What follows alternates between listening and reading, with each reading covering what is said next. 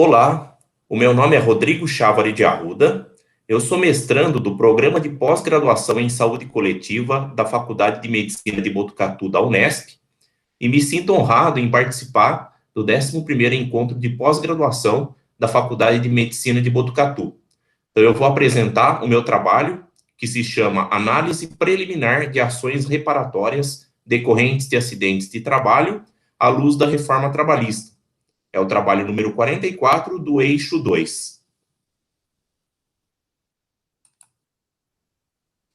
Então, esse trabalho, ele corresponde aos resultados parciais do projeto de dissertação de mestrado, intitulado Análise Crítica das Ações Reparatórias Decorrentes de Acidentes de Trabalho, julgadas pelo Tribunal Regional do Trabalho da 15ª Região, no período de 11 de novembro de 2015 a 10 de novembro de 2017. Cujo orientador é o professor Hildeberto Muniz de Almeida. Tá? Esse período, 11 de 11 de 2015 a 10 de 11 de 2017, corresponde aos 2 anos que antecederam a reforma trabalhista, que entrou em vigor no dia 11 de 11 de 2017, portanto, o período de análise tanto da dissertação de mestrado como desse presente trabalho é os 2 anos que antecedem a reforma trabalhista. Essa figura mostra a análise de um acidente de trabalho. Ao centro está o evento indesejado, que é o acidente de trabalho. À sua direita estão as consequências proximais e distais, e à sua esquerda os antecedentes proximais e distais. A reparação de um acidente de trabalho através de uma ação reparatória na Justiça do Trabalho, ela é uma consequência distal. Então, está a mais à direita aqui, nesse gráfico que representa uma gravata borboleta. A ação reparatória, ela visa, além de indenizar a vítima, né, ou seus familiares pelos danos sofridos, ela também visa a prevenção indireta, porque estimula os empregadores a adotarem medidas de prevenção e redução de riscos. Por quê? Porque ao terem os custos com as indenizações, eles se preocupam, então, em aumentar as medidas de prevenção e redução de riscos. Então, influencia também na prevenção, mas de maneira indireta. E a decisão judicial, ela parte de uma análise amparada em perícia e também em depoimentos, né, das partes e de testemunhas. Nós temos 4 tipos de acidentes de trabalho. Os acidentes típicos, que é aquele aparente, por exemplo, a pessoa cai de um andaime, cai de uma escada, né, e se fere. A doença ocupacional, que é aquela em razão das características do trabalho, então ela é mais interna, né, que se verifica essa doença.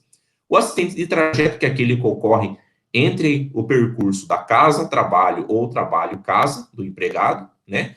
E demais situações legalmente equiparadas, que são situações específicas definidas pela lei. Tá? A responsabilidade civil do empregador, que é justamente esse dever de indenizar em razão de acidente de trabalho, ela tem 3 requisitos. O primeiro que é a conduta. A conduta, ela se subdivide em responsabilidade civil subjetiva e responsabilidade civil objetiva. Na responsabilidade civil subjetiva, tem que se analisar se o empregador agiu com dolo, ou seja, intencionalmente, né, a intenção de causar uma lesão aos seus empregados, ou culpa, negligência, imprudência ou imperícia. Negligência é a falta de cuidado, por exemplo, o não fornecimento de um EPI. Imprudência, né, exigir que o empregado trabalhe, por exemplo, em uma jornada extenuante. E imperícia, falta de conhecimento técnico do empregador que gera um acidente. Tá? Na responsabilidade civil objetiva, você não analisa essas questões. Ela é fundada na teoria do risco, ou seja, não se discute dolo ou culpa. Apenas por si só, a atividade empresarial, se acontecer qualquer dano ao empregado, já enseja o dever de indenizar do empregador, né? Como, por exemplo, a atividade bancária, né? Ou de vigilância. São típicas atividades que ensejam a indenização, independentemente de dolo ou culpa. O segundo requisito é o nexo causal etiológico, que é a relação com o trabalho. Ou seja, tem que demonstrar que aquele acidente ele teve origem com o trabalho, tá? Então, e não fora dele. Se não houver essa origem com o trabalho, essa relação com o trabalho, então não haverá indenização. Então, nós temos 4 tipos de excludentes desse nexo causal em que se exclui o dever de indenizar no empregador. A primeira é a culpa exclusiva da vítima, o segundo é o caso fortuito, terceiro, força maior e quarto, fato de terceiro. O mais alegado pelas empresas é a culpa exclusiva da vítima, que é aquela situação em que a própria vítima concorreu, né, para o resultado do acidente. Né? Então, a causa do acidente foi única e exclusivamente a conduta da vítima e não do empregador. E o terceiro é o dano, né, propriamente dito.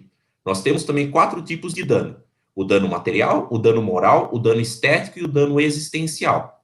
O dano material é, por exemplo, as despesas médicas que o empregado teve, uma pensão mensal vitalícia.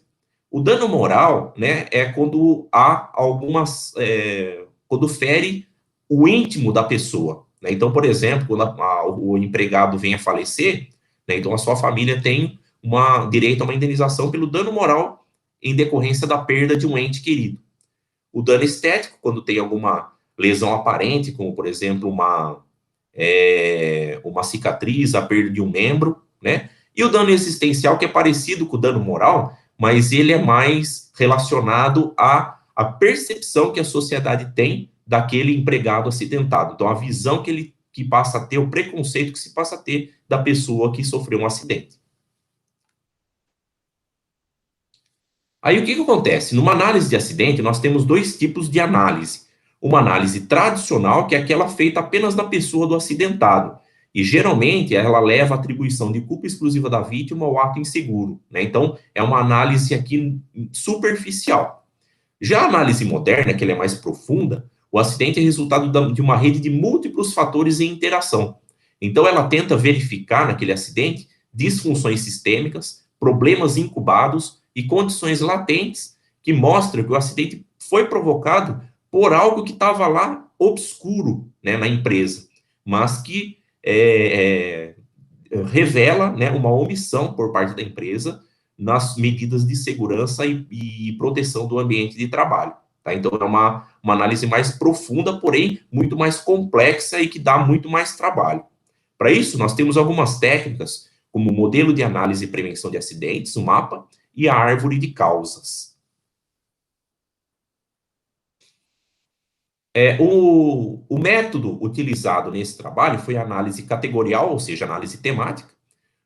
O método ele é misto, uma pesquisa qualitativa, né? Partiu-se, então, da análise de todas as decisões, né, do Tribunal Regional do Trabalho da 15ª Região naquele período, né? E depois selecionou-se casos para fazer uma análise mais profunda. E a estratégia de abordagem exploratória sequencial, ou seja, partindo da pesquisa quantitativa e se chegando à pesquisa qualitativa. Então, foi feita uma análise temática das decisões judiciais em ações relacionadas a acidentes de trabalho, acerca do tipo de acidente, existência ou não de perícia, resultado da decisão e reconhecimento da responsabilidade objetiva ou subjetiva da empresa. Então, esses foram os temas aí que foi feita a categorização.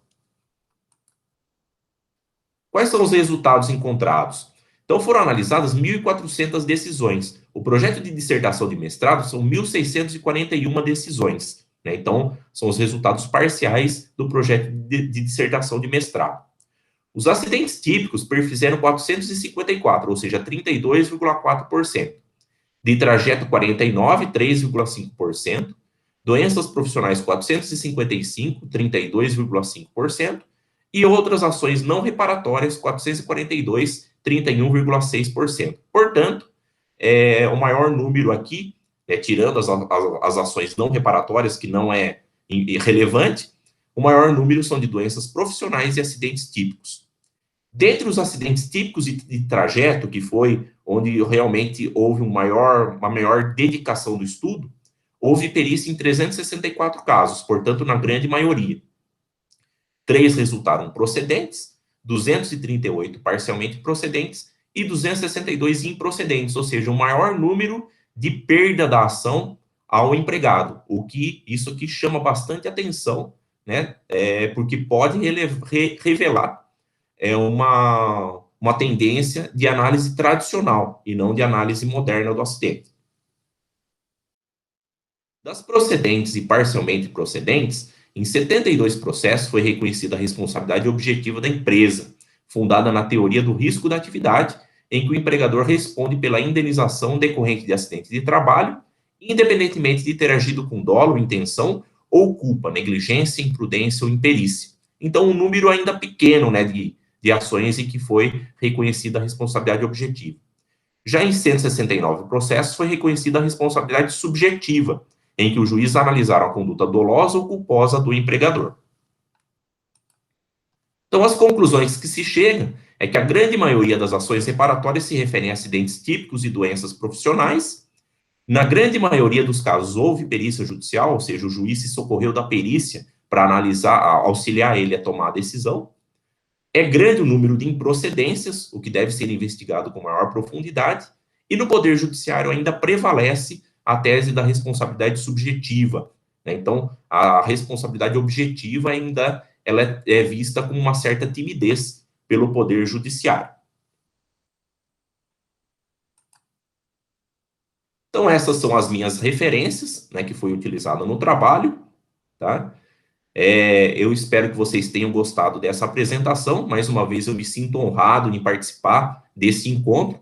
Espero que tenham muitos outros encontros como esse, devido à grande organização, né, e à grande transparência da comissão organizadora, tá? Então, eu agradeço a todos que estão ouvindo essa apresentação, tá? E desejo um grande abraço a todos.